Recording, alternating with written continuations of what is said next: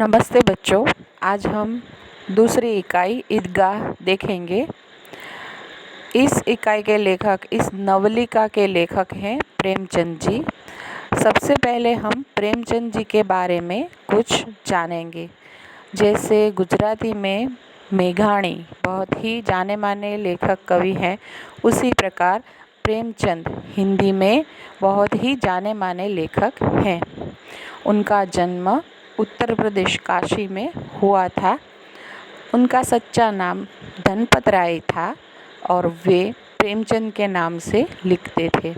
उन्होंने बहुत सारी कृतियाँ लिखी हुई।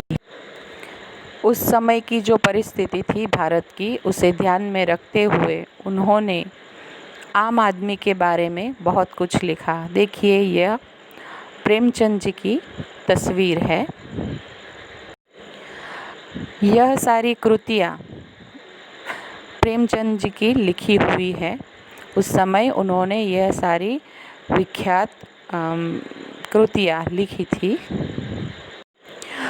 वे कितने प्रख्यात हैं, ये इसे देखकर पता चलता है कि भारत सरकार ने उनकी तस्वीर वाली टिकट भी प्रस्तुत की थी। ये उन्हीं के द्वारा लिखी हुई एक बहुत ही प्यारी सी कहानी है। इस कहानी का नायक यानी कि मुख्य किरदार जो है वो हामिद है। वह अपने दोस्तों के साथ ईदगाह जाता है। ईदगाह मतलब क्या कि जहाँ पर मुस्लिम लोग नमाज़ पढ़ने जाते हैं, उसे ईदगाह कहा जाता है। और किस दिन जाता है कि रोज़े ख़त्म होने के बाद जो ईद आती है उस दिन जाता है।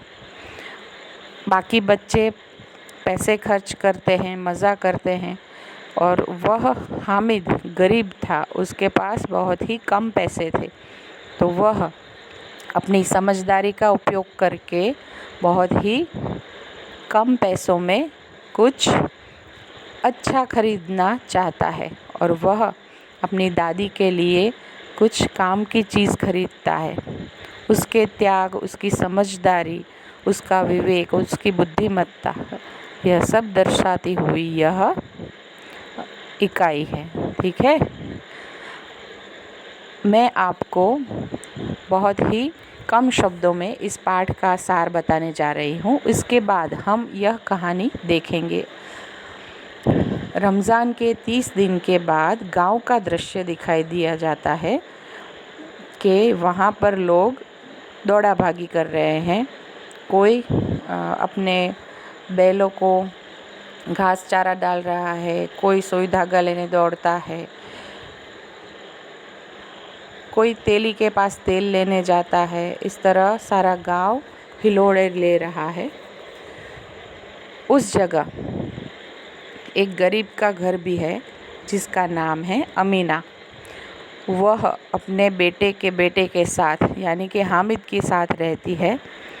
हामिद के माँ बाप गुज़र चुके हैं, महामारी में, मतलब कि रोग में मर गए हैं। हैजा यानी कॉलेरा, उसमें मर गए हैं और वह अपनी दादी के साथ खुशी खुशी रहता है। बहुत ही गरीब परिस्थिति है, पैसे नहीं है उनके पास। उस समय उसके पास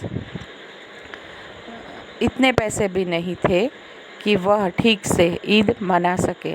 तो अमीना जो है वो सिर पीट रही है कि मैं कैसे इस ईद को हंसी खुशी मनाऊँ, इस बच्चे को मैं क्या दूँ।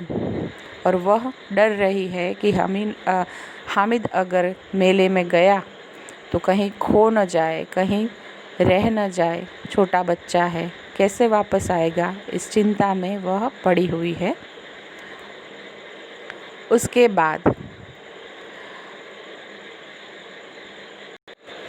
वह हामिद की जेब में 3 पैसे डालती है और उसे ऊपर वाले के भरोसे मेले में भेजती है।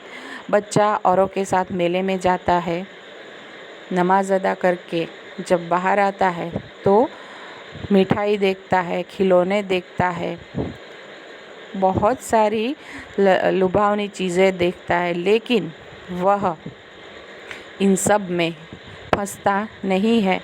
वह अपनी विवेक बुद्धि का उपयोग करता है। एक छोटे से बच्चे के मन में कितना संघर्ष चलता है, उसे भी तो आकर्षण होता है, लेकिन वह उस आकर्षण को छोड़कर एक ऐसी चीज़ लेता है कि जो उसके घर में काम आती है। उसने देखा कि मेरी दादी अमीना को रोज़ाना रोटियां निकालते समय हाथ जल जाते हैं, तवे से रोटियां उतारते समय हाथ जल जाते हैं, तो मैं उसके लिए इन पैसों से वह चिमटा लेकर जाऊंगा, ना कि टूटने फूटने वाले खिलौने या मुंह चटोरा करने वाली मिठाइयाँ। तो वह इन सब आकर्षणों को छोड़कर चिमटा लेकर जाता है। अपने मित्रों के सामने वह इस प्रकार से प्रदर्शन करता है कि देखो, मैंने चिमटा लेकर बड़ी बुद्धिमत्ता दिखाई है। और उसके मित्रों को भी यही लगता है कि हमने तो पैसे बिगाड़ दिए, इस हामिद ने पैसे का सदुपयोग किया। बाकी के बच्चों के खिलौने टूट गए, लेकिन हामिद का चिमटा तो जैसे का तैसा घर पहुंच गया। हामिद घर जाकर जब अमीना को चिमटा दिखाता है तो अमीना पहले तो अपना सिर कूटती है और दुखी हो जाती है कि अरे ये क्या किया, तूने भूखा प्यासा रहकर ये क्या चीज़ उठा लाया। लेकिन जब बच्चा कहता है कि माँ, तुम्हारी उंगलियां तवे से रोटी उतारते समय जल जाती थी ना, इसलिए मैं लाया हूँ, तब अमीना का गुस्सा प्रेम में बदल गया और उसने बहुत प्यार से उसे गले लगाया और झोलियाँ भर के उसे दुआएं दी। तो इस पाठ में हमें हामिद की समझदारी देखनी है।